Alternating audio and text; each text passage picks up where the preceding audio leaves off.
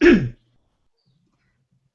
evening from New York, and welcome to our special second anniversary episode of The Crisis Show. Welcome, everybody. My name is Rich Klein. I'm president of Rich Klein Crisis Management and founder and host of The Crisis Show. We have a lot to talk about tonight. I've put together an all-star panel, which I know you're going to enjoy. Each of them brings something different to the table from their perspective in crisis management, emergency management, online reputation, and so forth. So we're going to get to our introductions in just a moment. But first, just a few housekeeping items. Our website is thecrisisshow.com, and our Twitter account is @thecrisisshow. You're going to hear a lot of great stuff tonight, and we encourage you to tweet out anything you hear from any of our guests as much as you like. Please use hashtag The Crisis Show for that. And thankfully, my guests have all their identifications up, but I'm going to introduce them anyway because they really are experts in the field and great friends of The Crisis Show. So let me introduce, first of all, from Montreal, one of the original co-hosts of The Crisis Show, Melissa Agnes. If you could just raise your hand, Melissa. Hello, Rich. Thanks for having me back. My pleasure. Pleasure. And next from Fort Worth, Texas, but coming to us tonight, from South New Jersey, Michael McKenna. Hey, Mike. Good to see you. How you doing? How you doing? I know that's not the Texas accent, but we'll talk about that. Not even close. Sorry. No offense meant. From the University of Louisville, a dear friend and one of the smartest minds in this business, Dr. Karen Freeberg. Hey, Karen. Hi, Rich. It's great to be here. Good to see you. From Marblehead, Massachusetts, Public Affairs and PR Pro, Cheryl Byrne. Hey, Cheryl. How are you? Hey, Rich. Happy anniversary. Thank you so much. Pleasure to have you. And from Florida, Miami, Florida, we've had two really great attorneys who have become good friends of The Crisis Show. The one that's joining us on air at the moment, I'm pleased to have him, is Jim Walker, Cruise Law News. He's an expert in cruise law and there are many crises. Hi, Jim. How are you? Rich, how you doing? Nice to see you. Too. Thanks for joining us. Just for a note for our viewers, we had some other guests invited, and because of different issues, one had a flight problem, and two others just haven't joined us yet. We hope they'll join us. Shell Holtz was one. He's going to join us next week, though. We're glad to hear about that. And maybe Bill Mahler, who is the leading foodborne analyst attorney that I know of, is going to get in, and Greg Brooks from Las Vegas. They were invited as well. But as happens, sometimes people can't get on the show till later. We hope they do get a chance to join us. But first of all, I want to extend my thanks to all of you here for really making The Crisis Show what it's been the last 2 years. All of you have been great participants, and I'm very grateful. So thank you so much. For our viewers, thank you for your support so far. This is literally our second anniversary. Melissa will remember when we started 2 years ago with blurry screens and knockouts, and we've come a long way, and the content's been great. And the best part, folks, for those of you watching, is this community that we built together of sharing information and hopefully educating you, the viewers, about a wide variety of crisis management issues. So what we're going to do tonight is I'm going to go around to each of our experts and ask them to give to you a 2 or 3 minute talk, if you will, about things that they're seeing in their specialty area. Here we are in the smack in the middle of 2014. As many of you know who watch the show, online social media has changed the way we communicate, and everything moves so fast, the 24/7 newsroom. So these people you're looking at here are on the cutting edge of communications and technology and emergency management and the law. So we're going to bring a lot of different things to the table. We're going to keep the conversation kind of freewheeling as well when each panelist gets done. So I hope that's a good format for our viewers. You'll let us know if it's not, but by Twitter and so forth. Anyway, so let's get started. Because she's a professor and a teacher, and I used to hate getting called on first. I'm going to get back at her now for all those years where I had got called on, didn't know the answer. Dr. Karen Freeberg, who just finished up another great semester of teaching communications at the University of Louisville. So Karen, tell us, first of all, about some of the things you're teaching, some of the things you're seeing. You have a very active blog as well on social media. To pick up the ball where we are in the middle of 2014. What are the trends that you're seeing in this business? Well, thanks, Rich, and it's again great to be here. And it's an area, I think, in crisis communications from my perspective that continues to evolve and change. And it's amazing to see where we were 2 years ago when the show just started. We were talking about organizations, schools, reputation crises. And I think that still is present, but the message is definitely getting to the students. A few years ago when I started teaching strategic communication courses and social media at the university level, I really had to hone in on the message, okay, you've got to protect your brand. You have a reputation to adhere to. Anyone can see what you're posting on Twitter.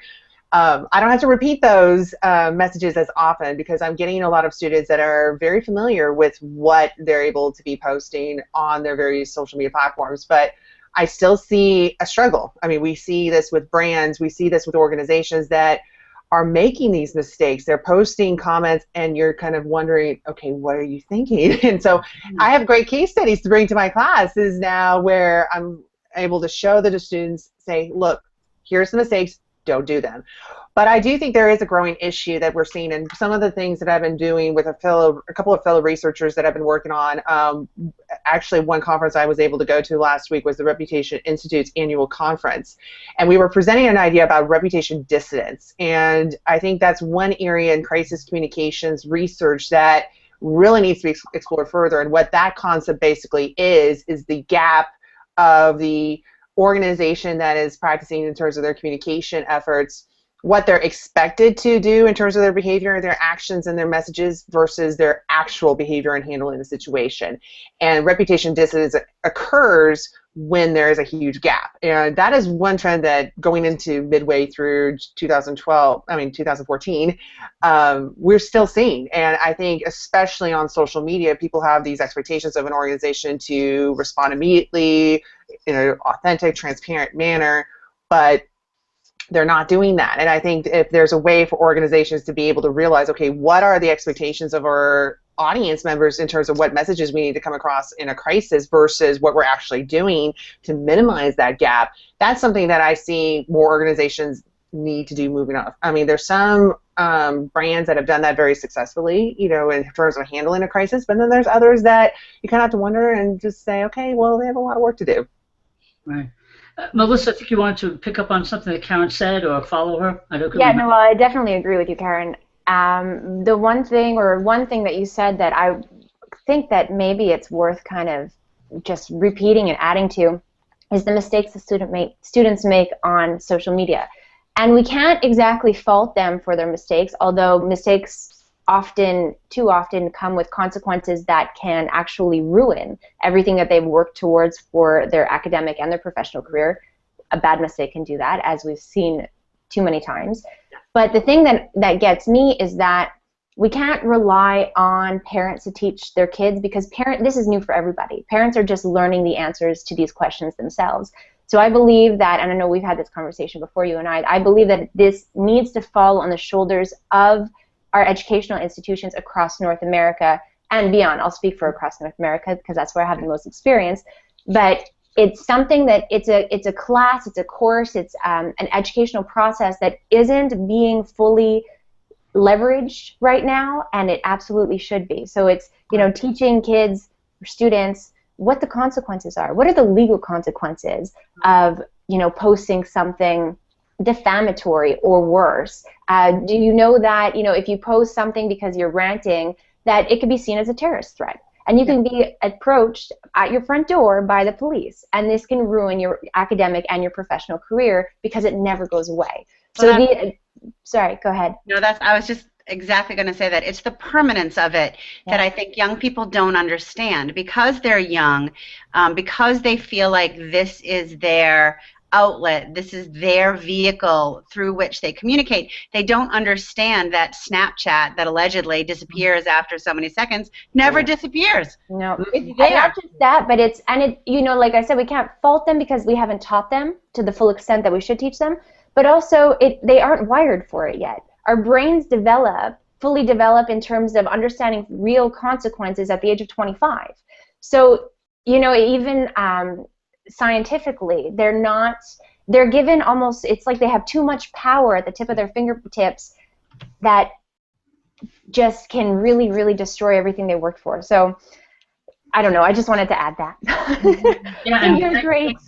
I want to, and forgive me, I forgot to introduce one of my favorite people because there's so many people today I got overwhelmed. Krishna Day, who's probably one of the top social media experts in Europe. She's coming to us from Ireland. First of all, I want to thank her for it's 1 a.m. there, so thank you, Krishna. And I actually was going to ask you about this very subject. What does the landscape look like in Europe when it comes to students and social media and making mistakes like we're talking about here and their future reputations? I guess I have a foot in two camps because I'm a mother of 3 daughters. The eldest one is 13. I've got twins who are 12. And of course, then I'm in the world of social media and reputation management and digital communications. And so I should firstly say congratulations, as others have said, on the 2-year mark. I think it must be one of the longest running shows in terms of as a hangout here. But to the point in terms of what's going on here, I think the answer for me is it depends. So if I reflect on my own children's experience, in fact, none of them want to be on Facebook. One of them could be. But we have had situations that even at their age that things are going on in terms of effectively cyberbullying and inappropriate content being shared. And part of that is about parents don't feel equipped. There's been some recent research, certainly here in Ireland, is that most parents don't feel equipped to deal with what the article was talking about in the report at the time, about a couple of weeks ago, with the selfie generation. But I think that also depends on the children and the education. So on a positive note, my kids at school have had some really positive things happen to them. So one of the things that happened is they've had external educators to come in, and those also, they were brought in to meet the parents and talking exactly to what Melissa was saying about where younger, certainly teens, are in terms of thinking about the consequences because they don't think about permanence at this point in time.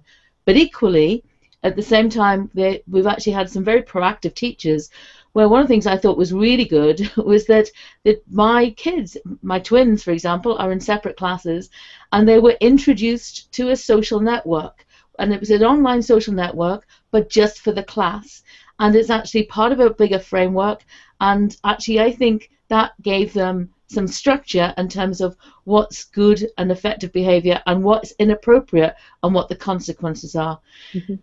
But at the end of the day, I think we all have a role to play. I think there's definitely a role in education, but I think there's also a role in terms of for us as parents. But some of it's about getting parents comfortable, and be it the research or the conversations I've had with people in person where they just don't know how to deal with things. So we're here and we're pretty digitally savvy, but not everybody feels the same way. I mean, even to the extent of, how do I start a Skype conversation? My kids know more about my mobile phone than I do. Right. So it's a journey, and I have to say my kids are very savvy on digital devices, not because I've taught them, but it just becomes second nature to them. It's like every child today is just born with the knowledge of how to maneuver and handle a mobile device. It's incredible. But without any context, that. Oh, yes. So a couple of things that we've talked about that I'd like to touch on. I did a series of workshops with our local high school back in the fall. Basically, I used the same tips and tactics that you used for media training to these high school seniors when they were going to their college interviews and when they're going for their job interviews. What I found that they completely missed is the context. I told them flat out, if they were applying for a job for me, the first thing I'm going to do is go look for them online and see what exists out there about them. And if they've behaved or posted things that I find to be inappropriate, I won't hire them. And they said, oh, we're not supposed to have any fun. And I said, that is absolutely not the case. The point is, you showed really poor judgment. You need to have, even at 17, you need to show that you have a reasonable amount of judgment, even for a teenager. And by posting things online, by behaving in a way that is questionable to someone like me or somebody from my generation, they've portrayed to me a side of them that, they may not want. The other point that I want to touch on that Krishna talked about is the savviness with Skype. I just did real media training for a client, and it is amazing to me how video like this is part of the everyday now. Skype interviews for job hiring, for media, are part of the norm now, and it is astonishing how many people don't have a clue how to even get started. Are you talking about technology or presentation skills, Cheryl, or both? Everything, the whole thing. So we talked about, for example, you know, a lot of media will do Skype interviews now, but people need to understand that they need to set up their backgrounds, that they don't want to be sitting in bed, that they don't want to be, you know, lying on a couch. And one of the guys in the training talked about how he interviewed a candidate for a job, and the candidate had no shirt on. Like, oh, it's hot here. Well, it's still an interview, and that kind of, I think it's what kind of job it was, though, right? I mean, we don't know what kind of job it was. Yeah. that context and the It would be like a parameters. calendar, you know. Right. Oh, geez. Actually, I wanted, Karen, I know you have something to say about this, but it's actually a very nice transition. I wanted to call on you again because we're talking about, the conversation started about kids and social media. Karen, you have more experience than anybody here with the young adults, if you will, from that age of 17 to 22 in college. What I'd like to learn from you, Karen, I think you actually did a post on this recently about people Googling you the professor, for instance, and how that's changed, right? So talk to us about the maturity level today of college students and how social media has impacted the way you teach, for instance. Absolutely. Well, I have to commend Krishna, Cheryl, and Melissa for this great and really, really exciting conversation about this topic. And I have to say, it's, you know, not only the students that are changing, but professors as well. And I do feel like I've had to do kind of social media and reputation online 101 for some of my colleagues because there's so many trends, like students take screenshots of your email to circulate on Twitter, or they Google you before you ever walk into your classroom. And I actually experienced that this past semester. And I walked into my math lecture class at U of L. It was my Intro to Stratcom class, and some of my students looked really scared. And I thought, okay, what did I do? Like, I haven't seen you guys. Do I have a reputation? You walk in with a coffee. Right. Yeah. Well, no, I was armed with coffee. Yes, having no coffee would be my own personal crisis. But what I asked my students, I'm like, well, what's going on? And they said, well, Dr. Freeberg, we Googled you. And I thought, well, okay. And then I realized, oh, you must have seen pictures of me throwing that little iron ball. I used to be a shot putter in college and high school. And so very intimidating pictures. And they're like, yes, it was really scary. But they said, so I thought, okay, I have to manage my reputation. I said, I'm not throwing things anymore, but don't tempt me. But that's funny. Karen, you should Google them before you go in, so that next time that happens, you can say, well, I saw pictures of you. I know you do this. Well, turn it on them. Well, I do, I use Twitter a lot for my social media class in particular, and so I do create lists, and so I tell them, okay, you don't have to follow me. If you do, I warn you, I talk a lot about social media, Angry Birds, coffee, whatever. But I also tell them, okay, if you follow me, I follow you, and I'm able to see what you're doing. And so I've actually had to have a couple of conversations with some students, especially with what they've been posting, not related to the class, and I've had to pull them aside and say, look, there's a lot of people that are looking not only for you online, but if you're following a hashtag, there's a lot of people, especially in our local and national media, that are, connected with me, and so if you're posting things, they'll see it. So that's really good. They need that. Yeah. This is what I think lacks because, like we said, parents don't know, professors don't know. So a lot of professors, they've been at their job for a lot of years. They're really passionate. They love their job, but they may not be passionate and love social media. So that's amazing that you're able to give your students that extra that they absolutely need.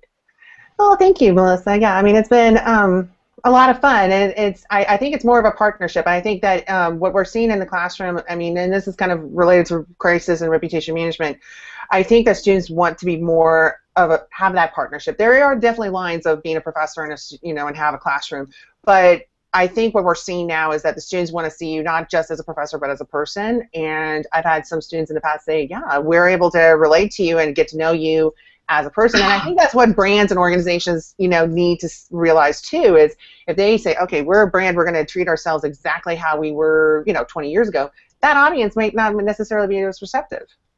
So I have a question for you, Karen, if it's okay. Yeah. One of the things that happened around social media late last year, well, August time, I should say, was that LinkedIn opened up the doors very deliberately to younger people. So here in Ireland and in the UK, you can be 13 and join LinkedIn.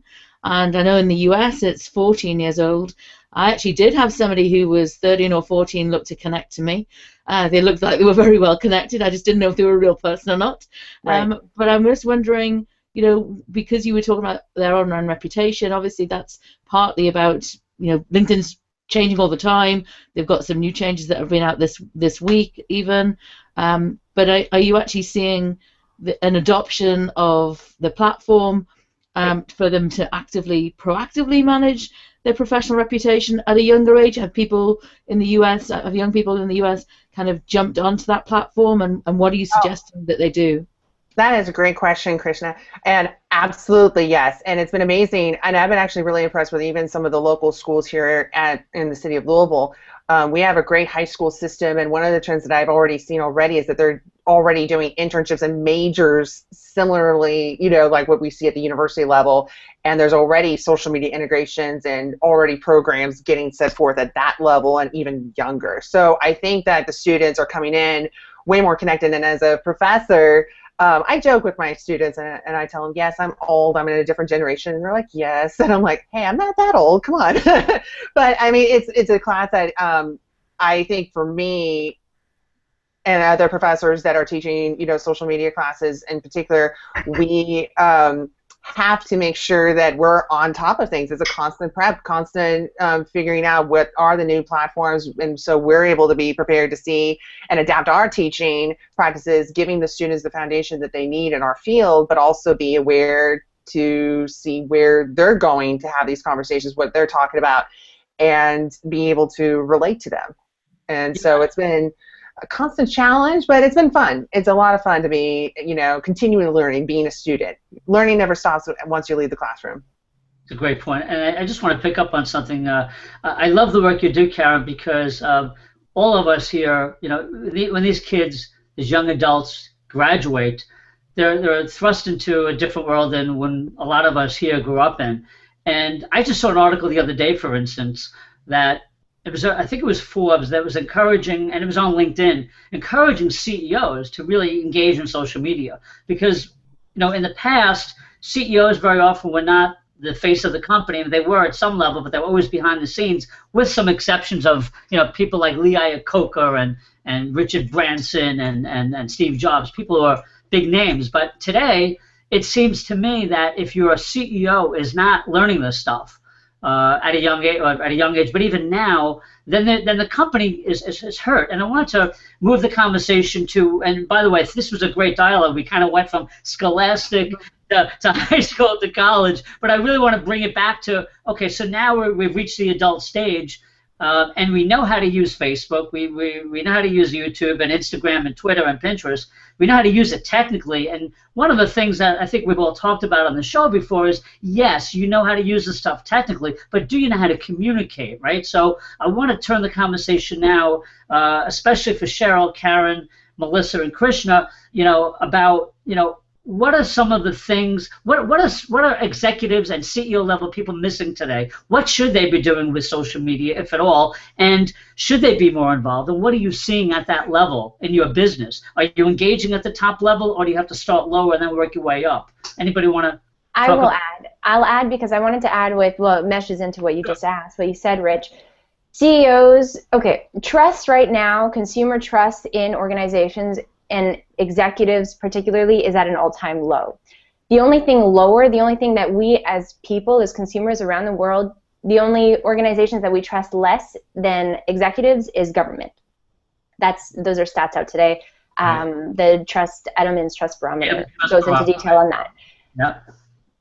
The social executive or the social CEO who puts themselves out there, who shows the world, shows their stakeholders, shows their audiences that they're more, obviously everybody's three-dimensional. So if you can show different sides of you as a person, you not only humanize the brand, but that could go a long way in changing that level, or that very low level of trust that we as consumers have in organizations, and executives in particular. So that, I thought that was great that you mentioned that, organizations are encouraging their executives to be more social, and I see that as a crisis preparedness strategy, and the one that is extremely important, because you want to have that trust with your stakeholders in a crisis. And if that can bring your organization up a notch, and up a notch more than every other organization in the world, leverage it. Yeah, especially in your industry, you really, and thank you for sharing that, Melissa. You really can lead the way if done right. And I like what you said about being more social. I would just change that word for myself, be more human, because I think we get caught up in North America and beyond with this idea that, you know, companies are not human. You know, they don't have a face. Right. And so I think you're right, more social, more human.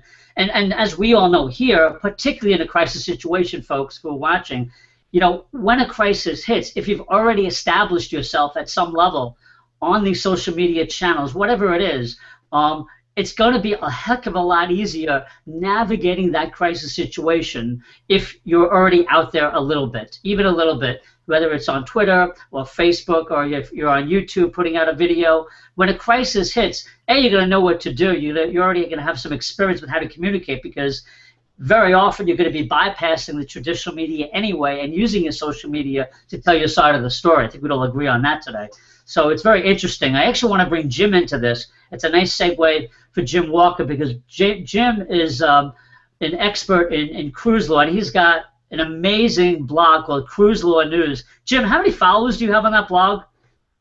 Well, we have a Cruise Law News blog. We have about 12,000 on Twitter, and then our Cruise Law News Facebook page, we have like 115,000. So amazing, great work. The neat thing about having that many people is when something happens, and a lot's been happening, as you know, on cruise ships. A lot of times we're getting contacted immediately from the ship, many times by the crew members themselves, and they're telling us about a fire or a murder or something like that, and will come out on our blog very quickly, and then we'll be picked up by the major newspapers, and then the story's out there. And what we've seen, certainly over the last several years, most of the cruise lines are really slow to react, assuming they react at all. And when that happens, of course, you know, I'm not trained in PR or crisis management. I don't have any education or training.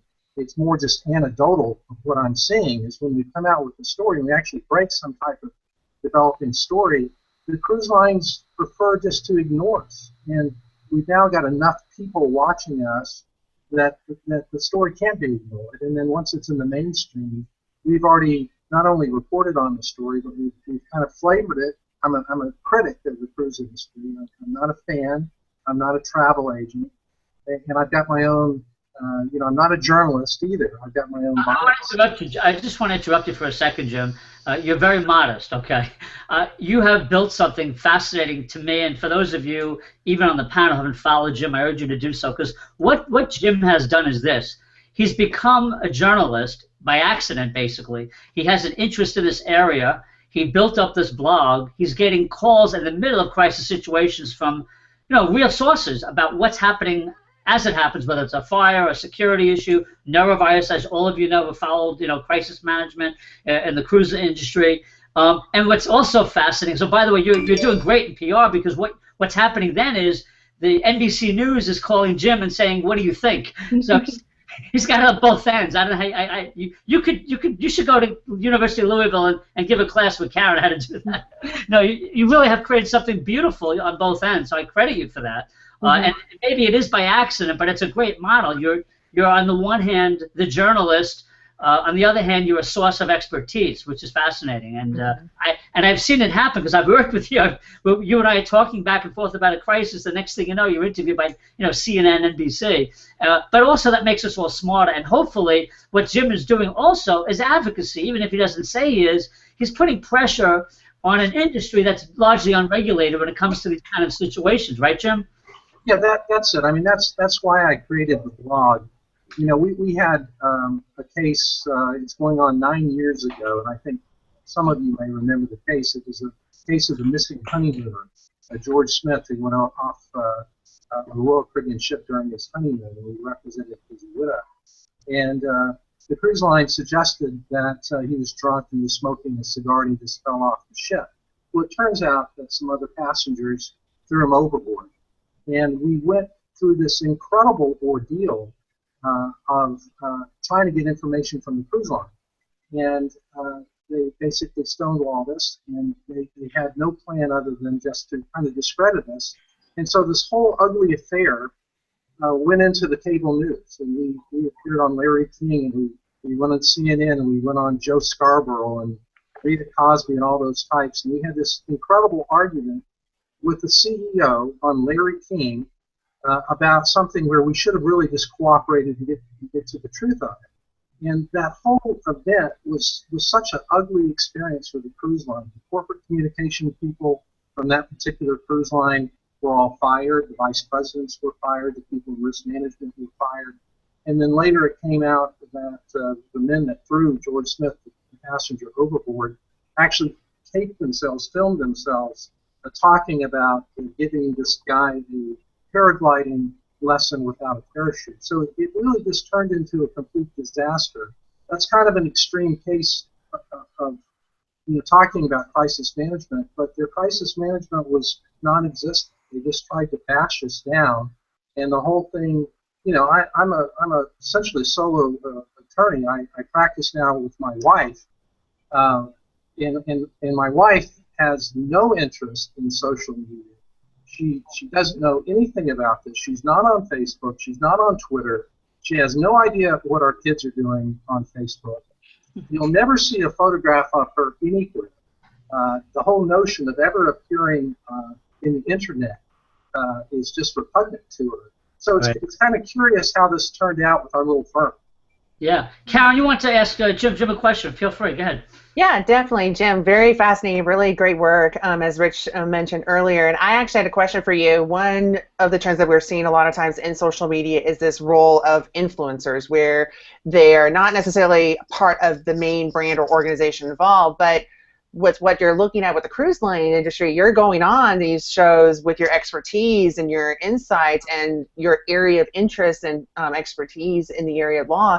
And my question is for you, do you see a trend from your experience of these influencers in these various industries coming forward as being people that have a strong voice, that are able to build a community? And do you see organizations, from your experience, do proactive communications with them and manage their reputations and relationships with these individuals in a type of crisis? Well, it depends. We've seen some cruise lines more recently kind of come online, and there's actually some cruise lines who the CEOs actually have Twitter accounts. Can you repeat it, Jim? You broke up for a second, at least on my end. I didn't hear what you said. Yeah, some of the cruise lines really haven't come around, and they use social media. They use their Facebook accounts and Twitter and so forth. Really nothing other than just selling cruises and just happy talk. And when the crisis comes, they just shrink. And you'll see some of the influencers, some of the major travel writers, travel agents, people in the peripheral who are dependent upon the cruise lines, the tourism departments, of course, both locally, the trade organizations. They try to do their best, but it's really one voice that they have. And what they say is, this has never happened before. We've never had a fire before. We've never had a sexual assault of a child on our cruise ship. We're a family-oriented business. This never, ever happens. And they all say pretty much the same thing. The motto of my blog is everything the cruise lines don't want you to know. There aren't many people. What I'm doing is not very difficult. I don't pretend to be a particularly bright, dynamic person. I'm just doing what the cruise lines permit me to do, and that is to say, no, you have had fires. In fact, you've had this many fires in this many months, and you've had this many sexual assaults of children and women during this time period. And so I see the influencers out there doing the best that they can, but they're very limited on what they can say, and they're very, I'm a history major. I was a history major at Duke, so my view of everything around me is historical in nature. There's always a story that comes before whatever story we're talking about, and I also am kind of a storyteller. I get that from my father. I love telling stories. I love telling my tales, and so my blog has permitted me to tell anyone who listens to me, well, here are all the other things that they're not telling you, and people seem to like that. And the cruise lines are afraid of talking in historical terms. So I do see the influencers doing the best that they can. You don't see many cruise executives at all. You got Mickey Urison, who has a very, very popular. He's the CEO of Carnival, the largest cruise line in the world, of course. He loves to talk about the Miami Heat. So, he'll talk about the Heat games. He'll talk about the Spur games. He'll be tweeting and tweeting and tweeting. But when a ship erupts or when the Costa Concordia tips over and 4,000 people are jumping in the water, he absolutely disappears. And it's just, it's a good thing for me because I can talk about it, but it's a really bad thing for the industry. Thank you for raising. That's just a great issue, a great point you make, Jim. And it goes to, I think all of us would agree on this panel, consistency of voice. If you're going to be on social media in the good times, and of course, like you said, Jim, tweeting out about your team, then if you're already out there, then I think you have a moral responsibility, especially in a crisis, to continue that conversation or be present and be human when a crisis hits. In fact, I would argue that if you're out there in the good times and shut down in the bad times, people are going to remember that, and as they should. So I appreciate that. Mike, I wanted to bring you into this conversation from a different angle. I think it picks up a little bit of what Jim said, and because I think you're a little lonely there in your hotel room. Mike, can you see me? I think we lost Mike. You there? I'm here, and sadly, I didn't hear your question. My apologies. Oh, no, that's okay. I didn't ask you yet, but okay. I'm just playing with you. I'm going to tell you the wrong thing then. Mike and I understand. Mike's a little out of it because he's on the East Coast. He's probably that whole hour behind really threw him off.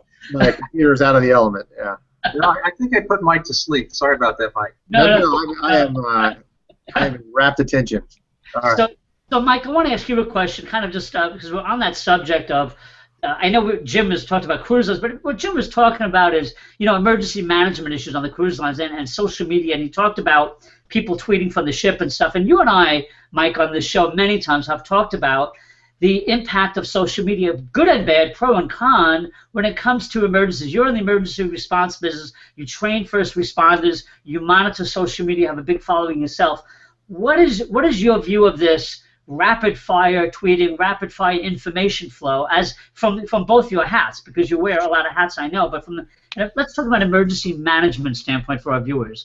How does that working today or not working for first responders in terms of how they respond to a crisis today?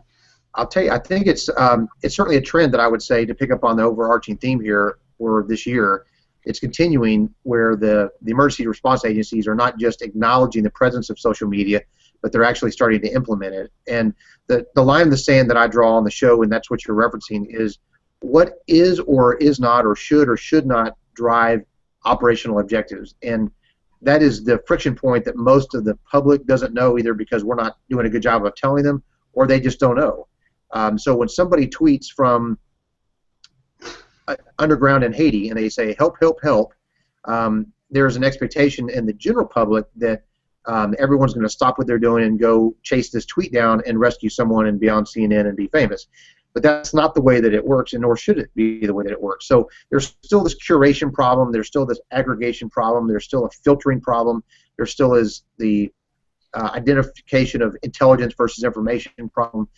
Social media is making some tremendous headway in helping to kind of lubricate that process so that we can take some of that information and rapidly turn it into operational objectives. I am in rapt attention to what Jim is talking about, because it's not I've never been on a ship, a cruise ship. I have. Mike, we lost you for a second. I hope you come back. We'll try this. Krishna, maybe you could pick up while Mike is trying to get back in. I think it was really interesting in terms of what he was saying about all of this information. I think I just want to kind of get us to consider the implications for risk management in the context of all of this user-generated content. So in terms of if you're in an emergency response role, I don't know, Mike's the expert and the authority on it, but they're going to have some specific training, and they're going to make sure it's all accurate and so on. But when it comes to the public, any one of us can share content. And I think one of the trends that we're going to be seeing more of is around making sure that that content is valid and verified. So again, from a European perspective, a company that was established actually here in Ireland is a company called Storyful that some of you may know about and some of the listeners might know about. But actually it was founded by somebody who was an ex-RTE, which is our public station, in terms of newscaster, and I actually know him personally. And their whole business model is around actually validating and verifying sources of content that has been, they're curating, and they also go out to license it. Actually, their company has recently been bought by News Corp, and the most recent integration they've had is actually with Facebook, because actually I think it's quite interesting in terms of all of this breaking news. Platforms like Facebook want to have part of that pie, and they know people are sharing content onto that platform. And of course, Facebook owns Instagram, so I'm sure some of it's integrated into that as well. But actually, there's now an integration between the Facebook newsroom for content, which is there effectively for journalists to be able to look at news stories, but it's actually being validated and verified that it's accurate. So some of the things that they would look at is what's the source content, what's the social graph related to that content, is there falsified information, can they geotag it, and there's a whole lot of stuff that goes behind it. So I think it's going to be interesting from an emergency response perspective around also as organizations, when we see some of that news, and in fact platforms like Storyful have got a solution there for organizations, not just for news channels. But I think that's going to be important for us to actually grapple with, is actually let's understand how accurate that information is, or is it the boy who cried wolf, so to speak. Yeah, Cheryl, I think you wanted to add something on this. I do. I have a couple of points. One, we keep talking about Facebook, but I think that we all need to acknowledge that Facebook is becoming more and more marginal as far as businesses getting messages out unless you're paying. Yes. If you are not boosting your posts, you have 10,000 people who like you, your messages are only going to 10% of them or less, unless you're paying. Cheryl, I just want to interrupt you for 1 second. Just for our viewers who may not be up to speed on this, you're raising a great point, but I just want to point out what I think you're saying is, when Facebook introduced business pages, as a lot of us here have, we felt great. Wow, we're going to reach the world, right? And now all of a sudden, very recently, Cheryl, right? They started cutting. So now they're saying, we're not going to show your stuff to the world. You're going to have to pay for it. And by the way, maybe you can enlighten us about that algorithm or how they're doing that, or is Zuckerberg keeping it very secret? Because I've noticed a drop off myself on a lot of my posts. So enlighten us a little bit about the chronology, if you will. Well, it's happened within the past few months, but it is absolutely not the last. Until somebody else figures out how to do it. Twitter, they'll figure out the same thing. If there's a way that they can monetize it, Pinterest, Instagram, all of them, if there's a way that they can monetize this and make businesses pay for it, they will. Because quite frankly, it's been a great virtually free tool for businesses to communicate through. And when we do crisis planning, we tell all of our clients, make sure that you have, the information is on Facebook and it's on Twitter and it's on, all of your social media space. But on Facebook now, it's not reaching people. So I think that we have to be careful about, how we're using Facebook today. Twitter seems to be the most effective vehicle through which to communicate. But the other important thing about communicating is that people have to listen. We talked about people participating, and Jim talked about the CEO of the cruise line out there tweeting about, the things that he's interested in. But if he's not listening, if he's not paying attention, it is absolutely worthless. If he's not looking for those hashtags that people are using to organize conversations, then he's not informed, and then he's not doing a good job for his company. Yeah, Cheryl, thank you for that, because you remind me of something I want to add here. Great point. For as long as I've been involved in social media, back in, it was 2004, I started my blog, and I've progressively added, social media channels as they've developed incrementally in the last, 10 years or so. What I always tell clients, I know most of you do as well, and if you don't, I'd be interested in any counterpoints, because I don't think I have all the answers. But what I tell clients is, for crisis management purposes, you have to be on Twitter today. That's where the news is breaking. And you have to have a link on your website if you're putting out a statement. I go beyond that, though. I try to tell clients, the ones that will listen, and I've had this battle for 10 years on with a lot of different kinds of clients. But basically, I say, look, you have to look at this as spokes on a wheel. And if you're just talking on Facebook, but your audience is on YouTube, then you're missing a big audience. Agreed. And and particularly in a crisis, and we've talked offline and online about everything moving to visual, like this show, like being video, like infographics. People are thinking more visually now because they're inundated with text, and they can't digest it all. So I tell clients, you got to be on Twitter, you got to be on Facebook. To Cheryl, to your point, even if not a lot of people are watching, but if your biggest customer or client is watching, that's important.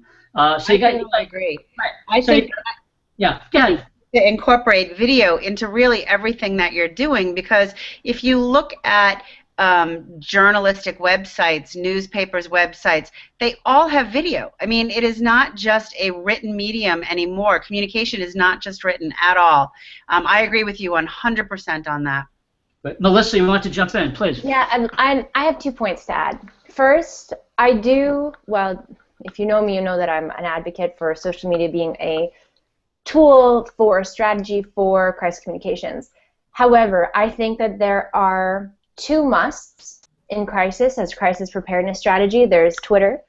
As you guys have both said, Twitter is the leading social media platform in North America for the dissemination of news and information updates in a crisis. Second is video, is YouTube, for YouTube's power with being part of Google, with its optimization opportunities, and because it's video. So to your point, Cheryl, the video is very important. However, I won't say to somebody that they need to be on Facebook. One, because 10% of the people that you're going to communicate with potentially only 10% will receive that information. Second, because it's not necessarily your market or your stakeholders or your audiences that are on Facebook. So in terms of every other social media account, I've had clients that they made a lot of their business from Instagram. So, and actually their crisis kind of evolved around Instagram. And so that was obviously a key component, whereas other clients aren't on Instagram at all, and neither are their stakeholders. So it's not about getting your message everywhere. It's about being strategic with your messaging and getting it to the right places. And I think what I'm saying is, if you're there, use it. If you are on Facebook, you do have a robust Facebook page, you do have a good Instagram page, use it in those crisis situations. And that's what I was trying to say, Melissa, to your point. And I think we all agree generically on this, that, and Melissa, you made my point stronger, so thank you, which is, it depends on what industry you're in and where your audience is, obviously. What I was trying to say is that I have clients that say, well, I don't like social media, and we don't do that. We're too professional for that. And they're missing the point, and then they're wondering why they have no traffic on their website, for example, and they're trying to sell a widget because they're not driving traffic even in the good times. And that's our job, is to educate them about what is the right social media channel for your particular company, for your geography, and more importantly, your industry. Where are the people that your prospective clients and customers, where are they looking? In a crisis, I think it's in the most high-profile crisis situations, people who maybe haven't touched your company yet are coming to you from all different places. And so, to Cheryl's point, even if you're only getting 2 or 3% of your viewers from Facebook, if people who are of importance are going there, particularly if you're dealing with consumers, I think you got to be there. But it means you got to be everywhere else too, I think. Well, the importance of posting, for example, say you are on Facebook, is to have that message so people go there, that they'll find it. So not necessarily your outreach, but actual people looking for that information. Exactly. The other point that I wanted to make was to video. Video is so powerful when it's done right. The video, there's so many great examples. Like that chicken company. I'm terrible at remembering names when I need to, but what is it? Prime? No, something. They sell meat. They sell chicken. They had a crisis a few years back. They use, I could Google it. Okay, I'll skip that one. Australia. Australia. I'm terrible with names. It's like something anyways, always struggle with. But, pardon? Maple Leaf. There we go. Yeah, I'm Canadian. I should have remembered that. Canadian company? Maple. It sounds like a Canadian company, Maple Leaf. That would make sense. Well, it's our tree, right? But anyway, so Maple Leaf got into 2 really, really big crises, one after the other, where people died from listeria poisoning, and the CEO of Maple Leaf went on video. And the reason why Maple Leaf is going strong today is because of that communication in the crisis, that we were able to see his compassion. We were able to see that he meant what he was saying. We were able to see that they actually did care, and that they were transparent. They said exactly. They fessed up to everything. They took responsibility for every single part of that they needed to take that responsibility for. And Maple Leaf is going strong.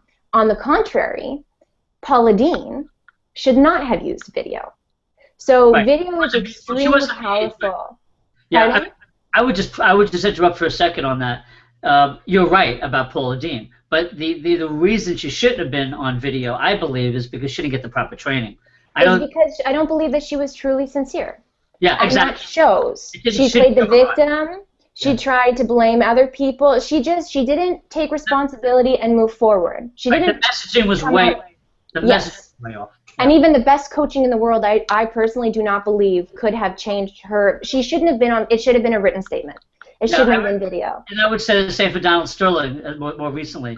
Another great example. Yeah. Another great example. So video is so powerful, but it's also really important to put the right person in front of that video. Not necessarily your fallback, your CEO, your president. It needs to be the right person who conveys compassion and empathy and real concern for and care for the crisis and what it's, the repercussions of it.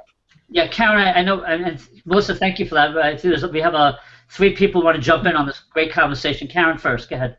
Yeah, definitely. Well, I think it's been a really, really exciting conversation about where to go for the various platforms in a crisis situation. And I think looking at the industry as well as the brand and what type of message you're wanting to communicate. But I think one of the things that I found in my research in crisis communications and social media is looking at the level of credibility our audience attributes to a platform. And that's going to be evolving as we continue to see these changes in social media platforms. Of course, I definitely agree with Twitter. It's a powerful tool for news breaking and crisis situations. But I think with Instagram, that's one that's getting a lot of popularity right now. But so I think what we basically look at, as Melissa said, a tool. Karen, we lost you for about 5 seconds. We wanted to take a little. No worries, yeah. I was just basically saying that we have to look at the tools that our audiences and individuals are looking at as being trustworthy. If we are trying to target an audience group of a certain age group, they may attribute Facebook as a credible source because that's the platform that they trust, versus like if we're looking at tweens or even the younger generation or even another culture, we have to be adaptive in going to the medium and platform where the message is appropriate. And that's not necessarily going to be consistent for a long period of time. That's going to be evolving. And so I think that what we have to make sure that we do is figure out, okay, where we're going to go for the right messages, where our community is, as well as the type of format that will be most impactful. Right. Jim, you had something to add on this. Go ahead. Yeah, I've found that the difference between Facebook and Twitter. Our Twitter account is mostly just followed by U.S. And Canadian passengers as far as the cruise contacts and travel agents. And it's really, the market is just the U.S. But our Facebook account is followed by the crew members. And there's about 250,000 crew members sailing around on cruise ships around the world. And they're from places that you could imagine. From India, Indonesia, from the Philippines, Central America, Eastern Europe. And crew members communicate with their family members who they can't afford to call. They communicate via Facebook. So when you put something on Facebook that's germane to working conditions or the long hours or the poor pay or problems with the cruise industry, it's like a fire. It just takes off. You put the same story on Twitter, the travel agents ignore it. The passengers don't want to hear it. People want to go on a cruise because they want to get away from trouble.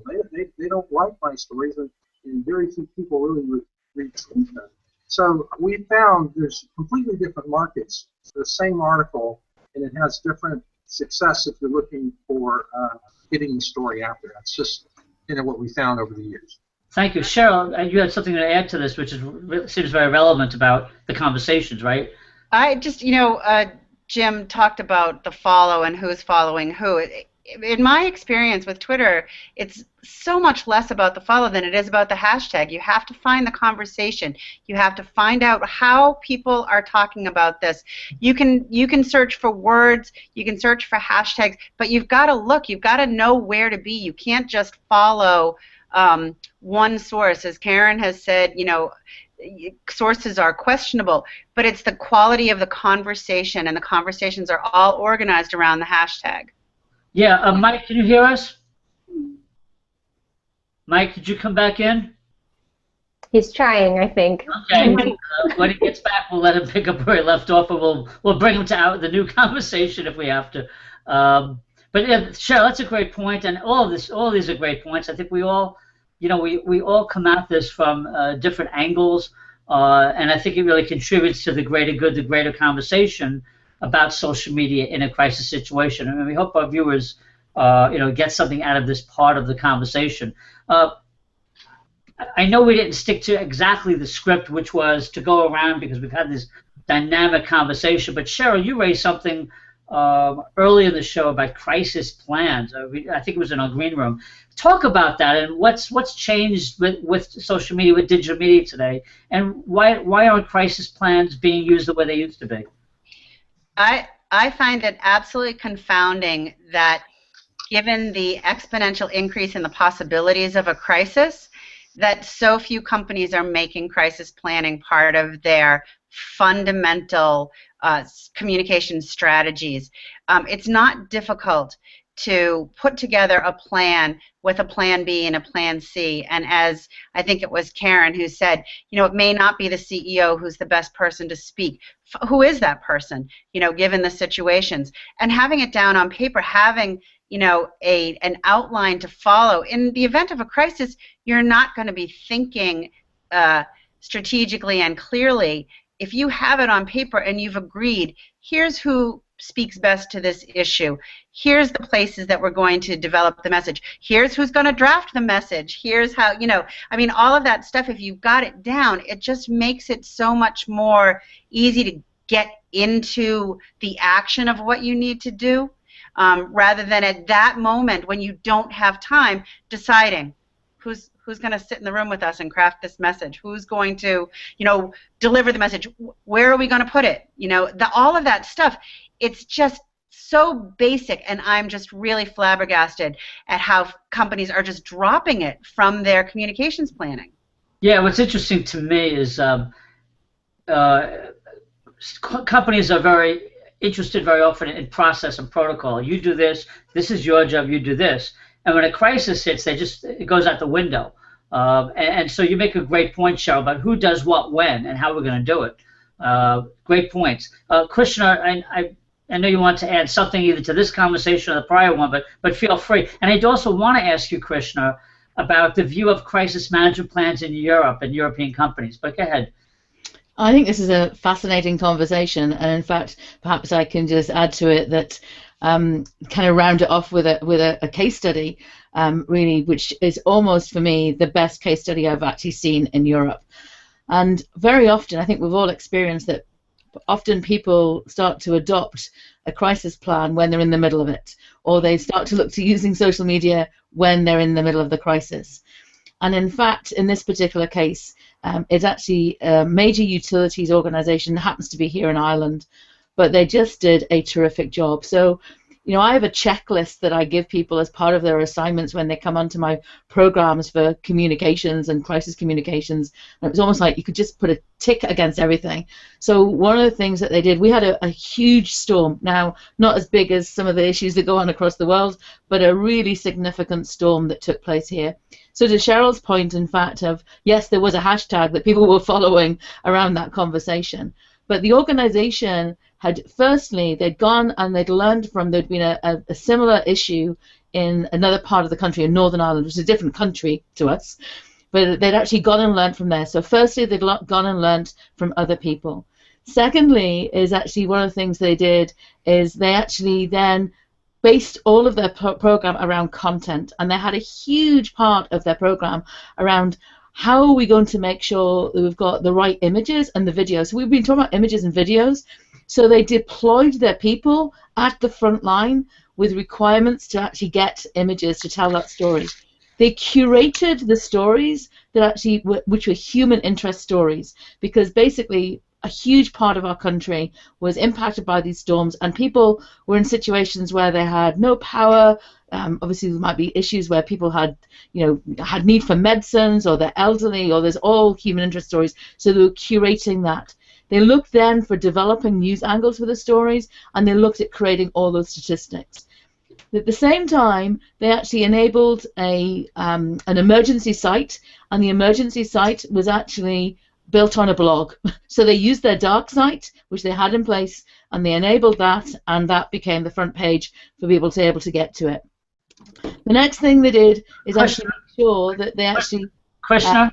Yeah. Let me just interject for a second. I think Karen has to leave, and I just want to thank her so much for her insights. Karen, any closing thoughts before you depart? I know you have to go.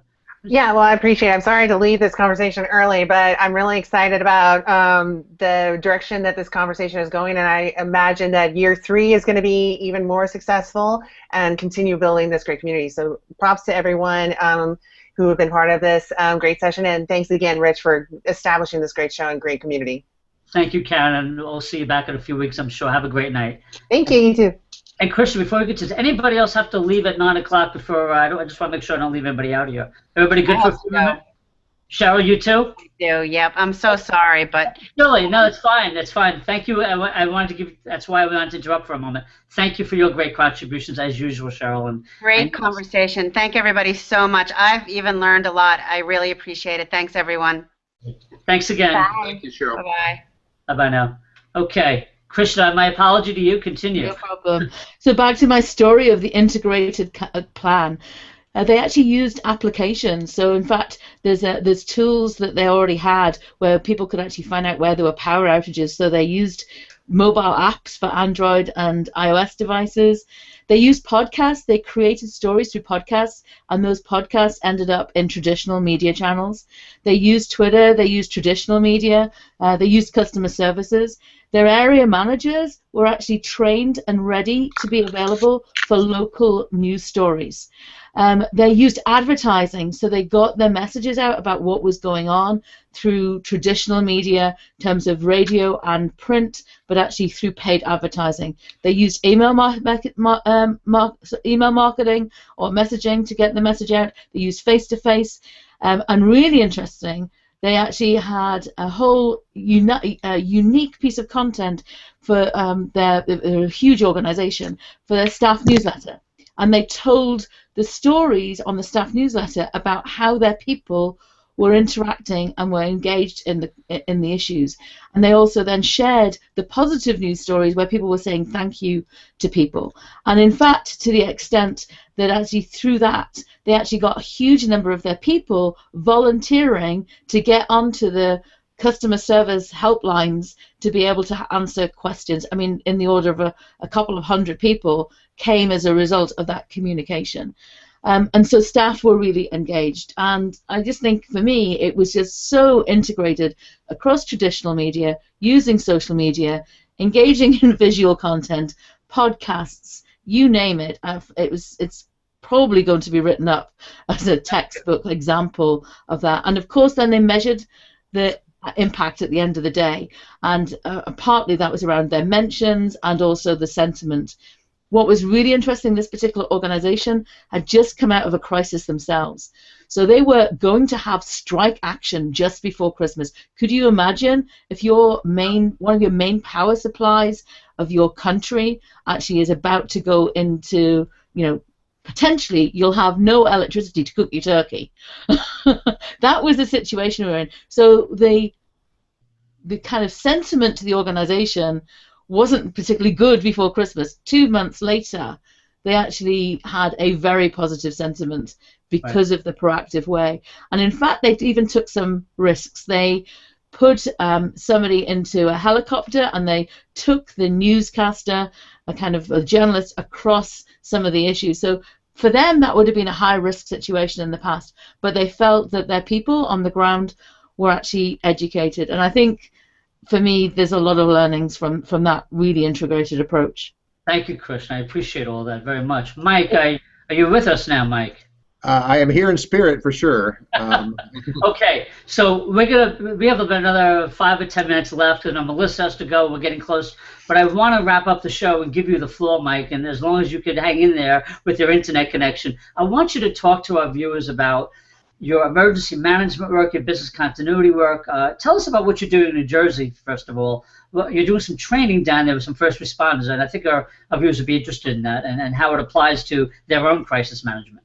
Yeah, right on. I think tomorrow I'm going to be working on their internet connection, but for today and for the rest of this week, it's just helping. There's some. Oh no! Every time he talks, it goes out. It doesn't like him. Oh. On a class called Wide Area Search, which is essentially responding. Mike, can you hear me? He was talking. Yeah, no. Okay, continue. I lost you on my end, but continue. And it probably won't be the first time. Team-solutions.us. Hit me up there, and I'll be able to fill you in on the rest if you missed it here or through the crisis show. But to go back to my topic, the class is for responders. This particular class has a pretty good mixture of law enforcement and the fire service. Every once in a while we'll get some civilian responders in there, but these guys are mainly police and fire. They are specifically tasked with responding to a large-scale incident, such as a superstorm Sandy and that sort of things of that nature, and they're just trying to build their capability. So we're helping them help themselves to take people from a bad place to a better place. The benefit of that is that they're then armed with the information to be able to take to not only their public but back to the rest of their agencies for the next time one of these incidents hit. So that's the summary of what I'm doing up here in New Jersey. Great. And let's just go back to but we lost you earlier. We were talking. I just wanted to give you an opportunity to chime in.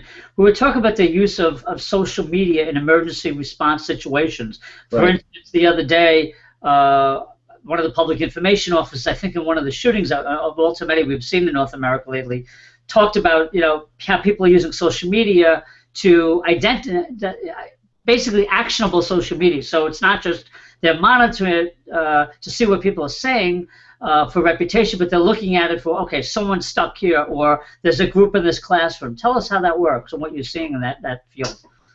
The last part of your question unfortunately froze out on me, Rich. You asked about the PIO and about how social media is impacting the response, and then I missed that rest. So, yeah, I mean that's a good start if you can go with that. Yeah, it is a helpful trend, and I want to just the touchstone is always for me whether or not it is going to drive operational objectives, because if we're moving down that sequence of response, and I use we globally for anyone who's involved in any kind of response, we don't want to end up going down a path that puts more people at risk and more people involved in a crisis. So it is a measured response, and that's one of the reasons that I think that the response community has been so reticent in many times, reluctant, resistant, and even refused to be involved in social media, because it's such a slippery slope because of the liability and that sort of thing that exposes them to. We're heading that direction though, and it's been a helpful direction. There are now volunteer groups, VOST, which I believe is a virtual operations support team. They actually are now embedded in some jurisdictions so that they can actually monitor the internet, monitor social media, and feed information so that the next time somebody tweets from a hole in Haiti, they can actually kind of filter that themselves before it turns into an actual task. Interesting. Yeah, I mean, it's just an interesting area of a conversation, certainly, because I think you've said it on the show, it's a double-edged sword, the social, because you also have to, the challenge for the first responders is deciding the integrity of the information, the accuracy of the information, and its source, right?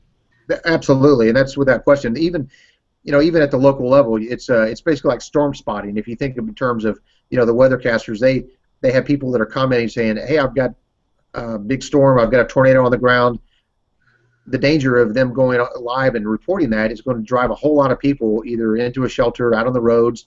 Unfortunately, they're going to be racing to schools to pick up kids.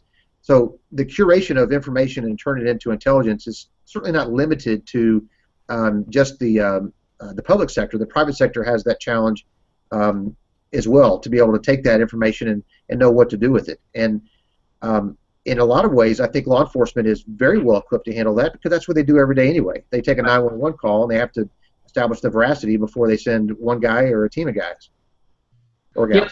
Yep. Mike, you also are very involved in business continuity, and talk to us, if you will, about the intersection of business continuity and a crisis, business continuity and emergency management. Well, I'll turn it into a tip because I know there's a lot of people here. The aerial view, if you will. I'm sorry. Yeah, I'll start really with the tip because I know that there's a lot of businesses that'll catch this show eventually, and that is one of the biggest friction points that I've noticed is the desire or the efforts that they will put into trying to recover from a disaster from within a disaster, and that's just bad game all the way around. The effort needs to be to move people from a bad place to a better place, not to stay in a bad place. So that would probably be my biggest tip, and that would be my biggest tip. When you say bad place to a good, you mean literally, I mean, give us an example what you mean by that. From a business continuity standpoint, setting up a location such as a warm site or a hot site so that an organization can continue their operations, taking reservations, renting cars, selling donuts, whatever kind of business that they're in, to be able to assume that they're going to continue to be able to do that without any infrastructure, to me, is a bit of a folly. There's a time where I think we accept our losses and we move to a location that is well outside of the impacted area. At a more kind of tactical level, one of the things that I got into basically because I saw an unmet need is the provisioning of evacuation aid. So it's not just taking organizations from bad places to better places, but also moving people that are immobile. And one of the inspirations of that actually was born not too far from here in New Jersey, where I am this week, after Superstorm Sandy, when hospitals that have 3 days of backup power lost power for more than a week and 2 weeks and that sort of thing. So you've got a lot of people that are geriatric, that are bariatric, that are otherwise immobile, and they're in a hospital that require a lot of support, and the hospital can't support them because they don't have any power. So moving those people is a gargantuan task, and that's the pendulum that we talk about on the show a lot, where the pendulum is way in the underserved area right now. There's just not a lot of people pointing in that direction to try to move those people into a better place. So they end up being on the news for being stuck, similar to I think what Jim probably faces with some of his folks. Yeah, and I would just, Mike, I think we lost you for a second, but I would just add, I mean, we certainly saw that in Hurricane Katrina, and I think it was 2005 as well. And hopefully the technology, the education, the training has gotten better as we move forward. And yeah, the other point I'd make, kind of the overarching theme here, is really about people. I think in all the work we do, and whether it's operationally, communication-wise, yeah, you have to put your people first. So yeah, you lost your power, yeah, you had some business interruption, but as a leader of a company, of an organization, of a higher ed institution, you always have to make sure, whether you're speaking about it, writing about it, going on video about it, talking to the media about it, you always have to put the people first. If you do that right, even if you're not on all the social media channels, you will come out ahead in rebuilding your reputation if need be. Melissa, I don't know if you want to jump in on that thought, because I don't know if you heard what I said, but I thought that'd be something you want to pick up on. Yeah, no, I think that you said it really right. And you said it earlier, too, when you said you need to humanize and you need to leverage tools. And I know, Mike, I mean, you just said it, and you see it in emergency management. We see it the most. I mean, I have conversations with the International Committee of the Red Cross, or just these organizations that are managing emergencies, and if they're leveraging social media and mobile technology to communicate effectively with the right people, with the right audiences, and save lives, then organizations can certainly find a way to make that work for them in their, I mean, their crises are severe, or can be severe, but mostly we're not talking about people losing their lives. So if the benefit of learning how to leverage these platforms, everybody has this in their pocket. How can you get in touch with everybody? Think about it in times of need. So it's just, there's so much power out there for us to utilize and for us to grasp and bring to our advantage in terms of communication when communication is most needed. And Krishna, your example was beautiful of that, of taking all of those platforms available, from marketing, traditional marketing, to social media, to mobile, to everything, and getting your message out, because it was really important that that message get out and that lives be saved. The city of Calgary, which is a city in Alberta, Canada, did an amazing job last year during some major floods last June, where the neighboring cities they didn't utilize social media, mobile technology, apps to the same extent, and Calgary itself had no deaths, and we're one of the only cities in the surrounding areas that had no deaths as a result for that. So we have this power available to us. It's time that, and there's a lot of organizations out there doing it really well, but it's time for everybody to kind of look at it as, okay, maybe it's scary, but let's analyze the risks and why we think it's scary, and then let's take a look at the opportunities and how we can actually empower our organization and our stakeholders and communicate effectively. That's a great point. It's said well, and I'm going to just quote Mike here. And Mike, you should put this in what I'm using now called share an image, or share as image, which is another infographic program. Do the most good for the most people as quickly and safely as possible. That is just beautiful. I really like that, and you should definitely put that in lights and own it. But well said, and I think it really covers. To get back to what Jim said earlier. I mean, Jim, you're working with, you're dealing with life and death situations very often in these cases on cruise ships, and if executives from on down understand, as you just said beautifully, Melissa, the power of these tools can really help. It'll help us be more humane. It'll help companies build a reputation, which we all know results in more business. I mean, if in the end it's about profits, then you have to understand the intersection of reputation and profits. I think all of us here have always preached that, but we don't always get heard. And I've tried in my business to make that connection even stronger this past year than ever, that it's in your business interest to navigate a crisis, prepare for one, and then rebuild it after the initial crisis has begun to subside. So great show, everyone. Anybody have anything closing? I know we've been all over the place, but I think our viewers got a lot of great advice tonight. And Mike, I'm sorry you couldn't be with us the whole show, but I think you wrapped it up beautifully, talking about the issues that I know you're an expert in. Anybody have any closing thoughts? Anything we discussed? Kind of closing. Yeah, just to what you were saying there, Rich. I think in terms of at the end of our conversation, we've talked about horrific things that can happen and deaths and devastation. But I guess a final thought from my angle from Europe is I used to be a Girl Guide, and our motto was be prepared. And I'd say, I think that's the one message I'd leave people with is be prepared.